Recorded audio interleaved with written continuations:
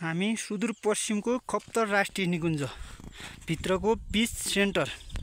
राउताका पाटन भन्ने स्थलमा पुगेका छौँ। खप्तर राष्ट्रिय निकुञ्जको स्थापना विक्रम सम्वत 2042 सालमा भएको र यसको क्षेत्रफल 225 वर्ग किलोमिटर रहेको यस स्थलमा हामी भ्रमण र धार्मिक आस्थाका हुने हामी चाहिँ यस्तो धर्ममा विश्वास राख्ने हिन्दू धर्मकै ठुलो मान्यता बोकेका मान्छे र यो क्षेत्रमा हामीले पहिला पनि 2073 सालमा हामी यो क्षेत्रमा भ्रमण गरेका थियौँ र लगत्तै 10 वर्षको अन्तरालपछि हामी यो क्षेत्रमा घुम्ने अवसर मिलेकोमा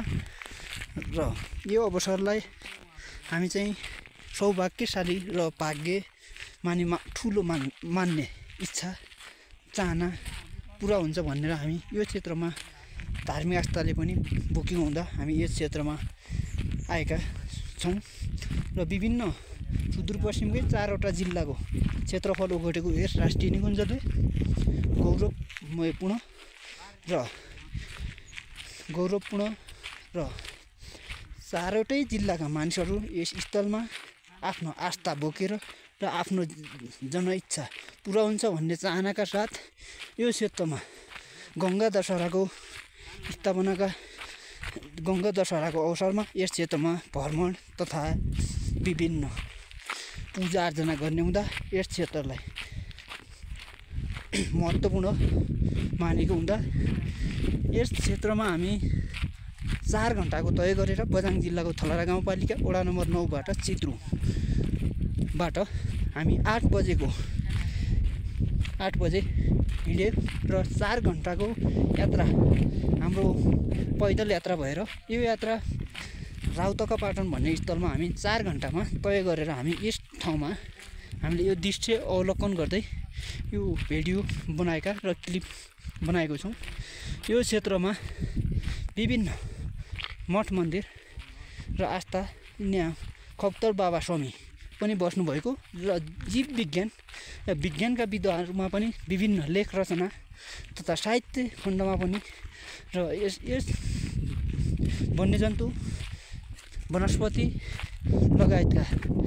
यस क्षेत्रमा भएका चराचुरुङ्गी वनस्पति जीव जन्तुको अवलोकन गरेका र त्यो कुराहरूले खप्तर बाबा स्वामीले आफ्नो बुकमा आध्यात्मिक कुराहरूमा जीवन बिताएको हुँदा आफ्नो पुरा जीवन यही खप्तर राष्ट्रिय निकुञ्जमा बिताएको हुँदा यहाँ लेखिएको पाइन्छ। धेरै कुराहरू लेख्न र सुन्न पाइन्छ। हामीले यस राष्ट्रिय निकुञ्जको बीच मध्यभागमा अवस्थित यस क्षेत्रको अवलोकन गर्दै र यो क्षेत्रलाई पर्यटकीय गन्तव्य स्थलको रूपमा हामी सुदूरपश्चिमकै स्थलको रूपमा मानिने हुँदा यस क्षेत्रलाई विभिन्न मानिसहरूले आफूले जनआकाङ्क्षा भएको हुँदा यो क्षेत्रलाई यो भिडियोलाई हामीले क्लिप सानो भयो भने हामीले यो रेकर्डिङ गरेर हाम्रो युट्युब च्यानलमा राख्ने प्रयासमा छौँ। यो विभिन्न हाम्रो यो पर्यावरणीय जैविक विविधता साथै यो धनी पनि छ। जैविक विविधतामा विभिन्न जीव जन्तु वनस्पतिहरू यहाँ जडीबुटीहरू थुप्रै पाइन्छन् र यहाँ मृग हरिण बँदेल बाघ चितुवा अन्य जनावरहरूको पनि वासस्थान र यहाँ यो साउन भदौ असोजसम्म हाम्रो यस क्षेत्रमा विभिन्न मानिसहरूले यस 4वटा जिल्लाका मानिसहरूले खप्तर राष्ट्रिय निकुञ्जकै पुँजीमा यो क्षेत्रलाई पैसा काटेर यो क्षेत्रमा गाई गोरु भैँसी घोडा खच्चर बाख्रा भेडा च्याङ्ग्रा जे हुन्छन् ती क्षेत्रहरूलाई यो क्षेत्रमा ल्याएर चरीचरणको रूपमा प्रयोग गरिएको स्थल हो। यो स्थलमा हामी घुम्नको लागि र हामी लगभग 4 घण्टा तय गरेर मध्यम क्षेत्रको स्थलको रूपमा आएको हुँदा यस क्षेत्रलाई हामी लगभग 1.5 घण्टा जति वा 1 घण्टा जति हामी यसमा घुम्ने र मनोरञ्जन गर्ने दृश्य अवलोकन गर्नेछौँ र विभिन्न ठाउँको दृश्य अवलोकन गर्दै हामी अर्को भिडियो पनि क्लिप गराउँछौँ।